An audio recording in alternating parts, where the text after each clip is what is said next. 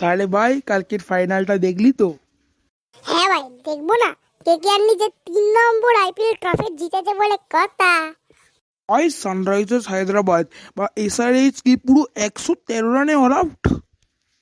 যাই বলিস, আমাদের কেকেআর এর বলাররা ফাইনালে খুব ভালো খেলেছে।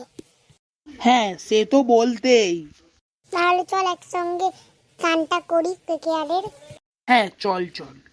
ওই, আমি বলতে পারবো না, তুই বলবি। আরে বাবা ঠিক আছে, এইটুকু তো করতেই পারি আমি। ঠিক আছে ভাই, তাহলে শুরু করলাম।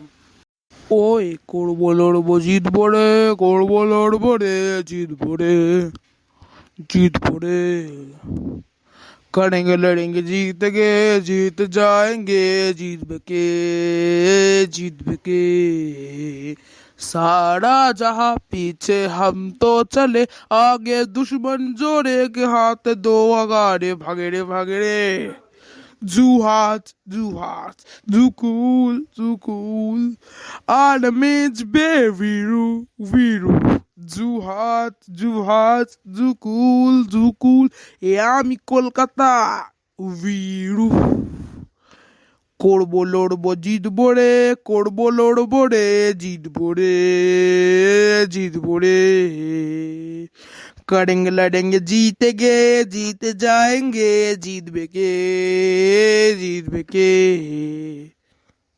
ভাই রিয়েলি আমি বলবো, মিচেল স্টার্ক মানে কোয়ালিফায়ার 1 ম্যাচে যেভাবে ট্রাভিসের উইকেট নিয়েছিল, ঠিক মোটামুটি সেম ভাবে এই ম্যাচের প্রথম উইকেট অভিষেক শর্মার উইকেটটা কিন্তু নিয়েছে।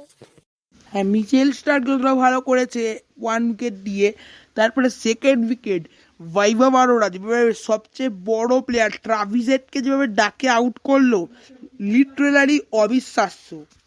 তারপরে 3 নম্বর উইকেট মিচেল স্টার্ক কি করে ভাই আউট করলো, জাস্ট আমার এখনো মাথায় ঘুরছে।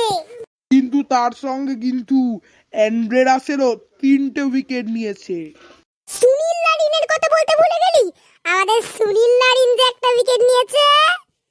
ভুলে গেলি হর্ষিত রানা, ফ্লাইং কিস বয়, সবাইকে দেখিয়ে দিয়েছে যে পারে, 2টো উইকেট।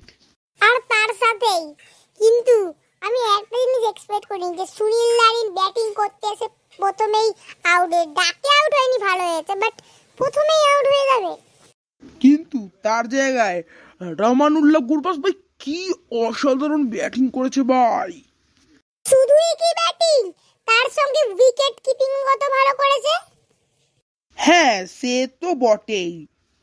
তাহলে ভাই আবার পরে দেখা করবো, আমি এখন আসছি। হ্যাঁ আয়, আমিও চলে যাই।